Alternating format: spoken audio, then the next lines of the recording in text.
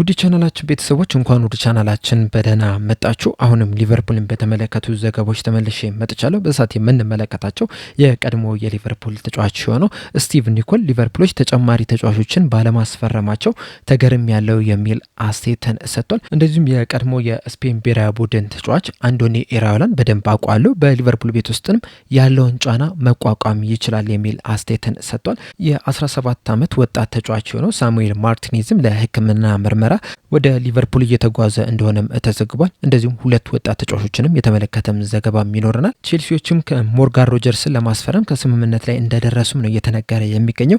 እነዚህን በቆይታችን የምንመለከት ይሆናል። እናንተም እስከ መጨረሻው ደቂቃ ድረስ አብራችሁ ቆይታችሁ እንድትከታተሉት ያላችሁን ሀሳብ አስተያየትም ኮሜንት ሴክሽን ላይ በመጻፍ እንድታሳውቁኝ፣ ሰብስክራይብ፣ ላይክ፣ ሼር እያደረጋችሁ የቻናሉ ቤተሰብ እንድትሆኑ እንደዚሁም ዲስክሪፕሽን ላይና ኮሜንት ሴክሽን ላይ በሚገኙ ሊንኮችም ተጠቅማችሁ የቴሌግራም ቻናላችንን እንድትቀላቀሉ በአክብሮት እጠይቃለሁ። አሁን በቀጥታ ወደ ዘገቦቹ ማመራ ይሆናል። አብራችሁን ቆዩ። በመጀመሪያም ሊቨርፑልን በቀጥታ ባይሆንም በተዘዋዋሪ መንገድ የሚመለከተውን የሞርጋን ሮጀርስን የዝውውር ሂደትን ነው የምንመለከተው። ዴቪድ ኦሪስቲን በብሬኪንግ ኒውስ ብሎ ይዞት በወጣው ዘገባ መሰረት ቼልሲዎች ሞርጋን ሮጀርስን ከአስቶን ቪላ ለማስፈረም ከስምምነት ላይ ደርሰዋል እያለን ይገኛል። በተጨማሪም ቼልሲዎች ሞርጋን ሮጀርስን ከአስቶን ቪላ ለማስፈረም ለአስቶን ቪላ 117 ሚሊዮን ፓውንድ ለመክፈል ከስምምነት ላይ መድረስ ችሏል። ተጫዋቹም በቀጣይ ሰኞ የሕክምና ምርመራም ያደርጋል ተብሎ ይጠበቃል። እንደዚሁም በቼልሲ ቤትም የ6 ዓመት ኮንትራት ለመፈረም ከስምምነት ላይ እንደደረሱ ነው እየተነገረ የሚገኘው። በተጨማሪም ግን ቼልሲዎች ለአንድ ዓመት በዛው በቼልሲ እንዲቆይ የሚያደርግ መብትም እንዳላቸው ነው እየተነገረ የሚገኘው። ይህ ማለትም እንግዲህ 6 ዓመት ሲደመር 1 ዓመት ኮንትራት ለመፈረም ከስምምነት ላይ መድረስ ችሏል። እንደሚታወቀው እንግዲህ አርሰናሎች ይህንን ተጫዋች በቅርበት ሲከታተሉት ነበረ፣ ያስፈርሙታልም ተብሎ ተጠብቆ ነበረ።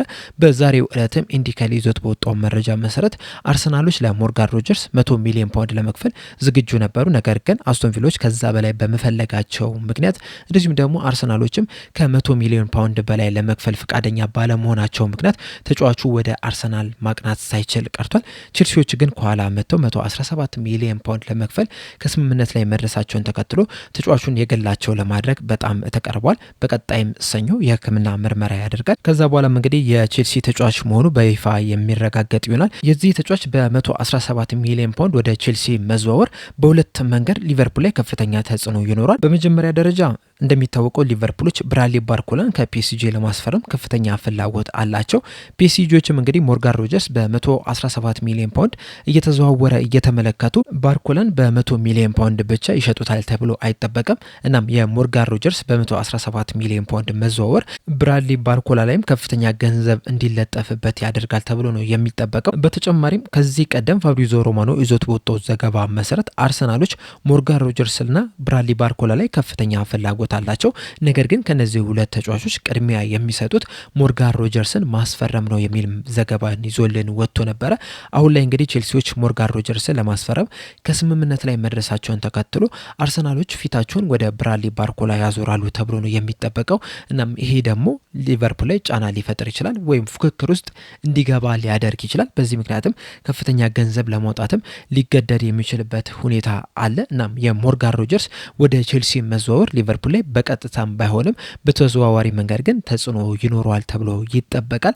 እናንተስ በዚህ ዝውውር ምን ተሰማችሁ?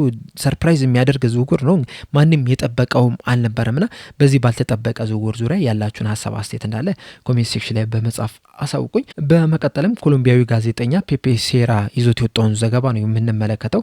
በዘገባው መሰረት ሳሙኤል ማርቲኔዝ የሕክምና ምርመራ ለማድረግ ወደ ሊቨርፑል እየበረረ ይገኛል እያለ ነው። እንደሚታወቀው ከጥቂት ጊዜያቶች በፊት ሊቨርፑሎች ሳሙኤል ማርቲኔዝን በ740 ሺህ ፓውንድ ለማስፈረም ከስምምነት ላይ መድረስ ችለው ነበረ።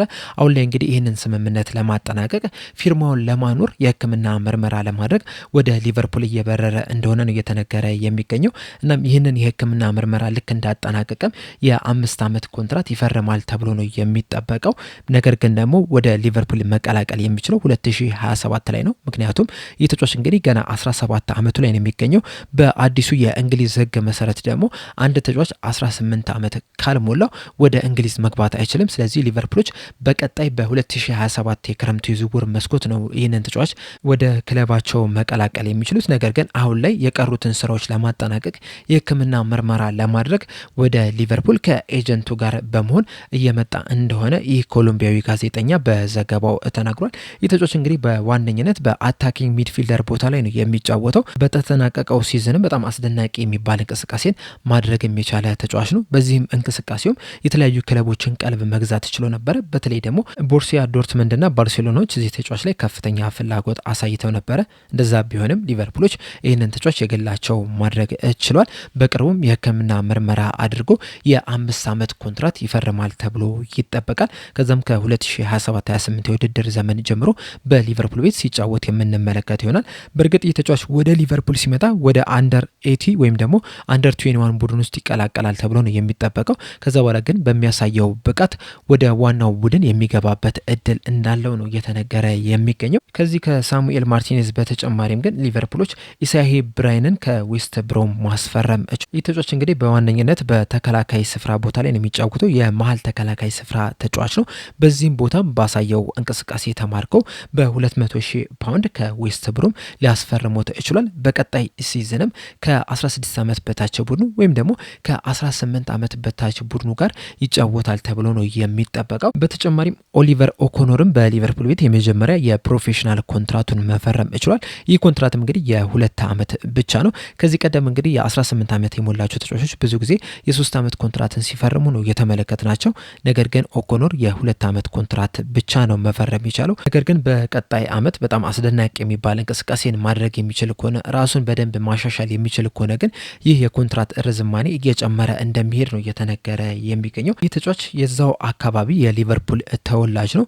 በተጠናቀቀው ሲዝንም በጣም ምርጥ የሚባል እንቅስቃሴንም ማድረግ የቻለ ተጫዋች ነው። በዋነኝነት እንግዲህ በመሀል አማካኝ ቦታ ላይ ነው የሚጫወተው። ነገር ግን በ2025/26 የውድድር ዘመን ላይ በቀኝ ክንፍ ተከላካይ መስመር ቦታ ላይ ነበረ ሲያጫውቱት የነበረው። እዛ ቦታ ላይም እንግዲህ አስደናቂ የሚባል እንቅስቃሴን ማድረግ የቻለ ተጫዋች ሆኗል። በዚህም በሊቨርፑል ቤት የመጀመሪያው የፕሮፌሽናል ኮንትራቱንም ሊፈርም ችሏል። በመቀጠልም የቀድሞ የስፔን ብሔራዊ ቡድን ተጫዋች የነበረው ሜንዲኤታ የሰጠውን አስተያየት ነው። በሰጠውም አስተያየት አንቶኒ ኢራዮላን በደንብ አውቋለሁ፣ እናም በሊቨርፑል ቤት ውስጥ ያለውን ጫናም በደንብ መቋቋም ይችላል፣ በሊቨርፑል ቤት ውስጥ ያለውንም ቻሌንጅንም ለመጋፈጥም ዝግጁ ነው የሚል አስተያየትን ሰጥቷል። አያይዞም በሰጠው አስተያየት በእርግጥ በቀጣይ ዓመት ሊቨርፑሎች የዋንጫ ባለቤት ይሆናሉ ብዬ ቃል ልገባ አልችልም፣ ነገር ግን ደግሞ በፍጥነት ግልጽ የሆነ የጨዋታ ስታይልን እንደዚሁም ደግሞ የክለቡን አይደንቲቲ መመለስ ይችላል ብዬ አስባለሁ።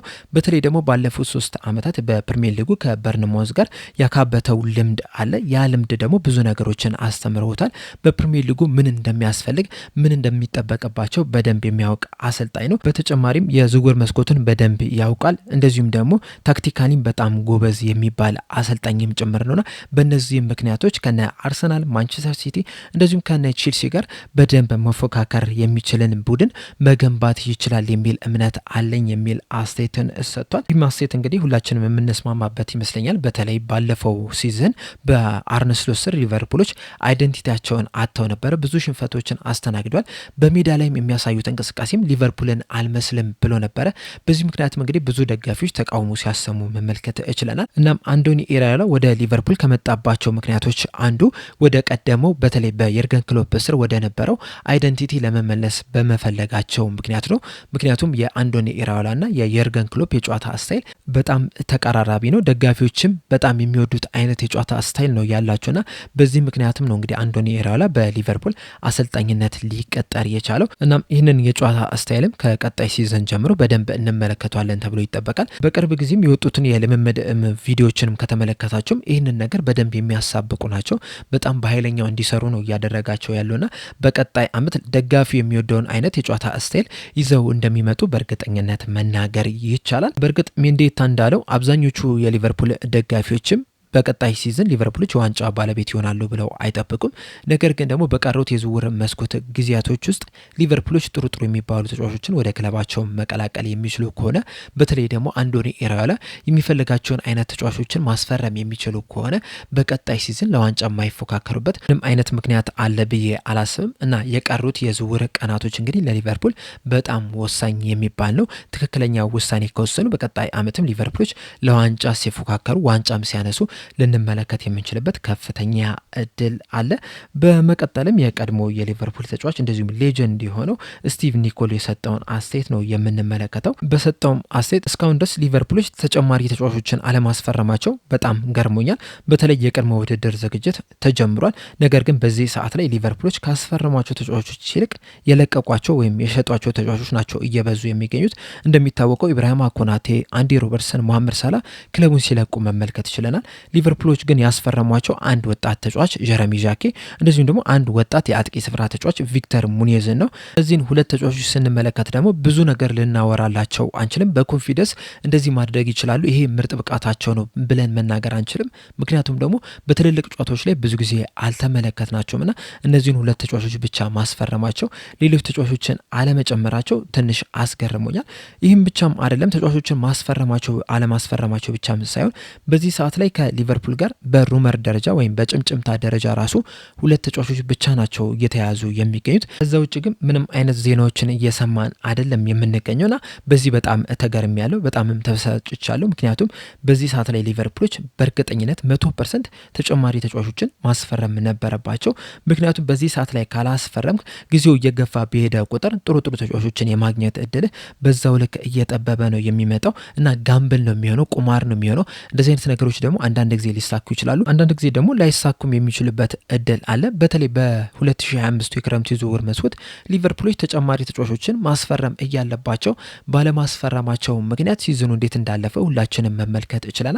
አሁን ላይም ሊቨርፑሎች ተጨማሪ ተጫዋቾች የግድ ያስፈልጓቸዋል። ሁለት ተጫዋቾች ብቻ በቂ አይደለም።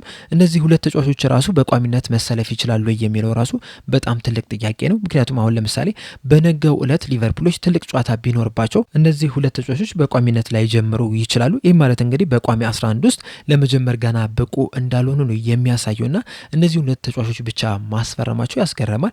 ከዚህ ውጪ ከነዚህ ሁለት ተጫዋቾች በተጨማሪም ወደ 4፣ 5፣ 6 ተጫዋቾች ማስፈረም መቻል አለባቸው።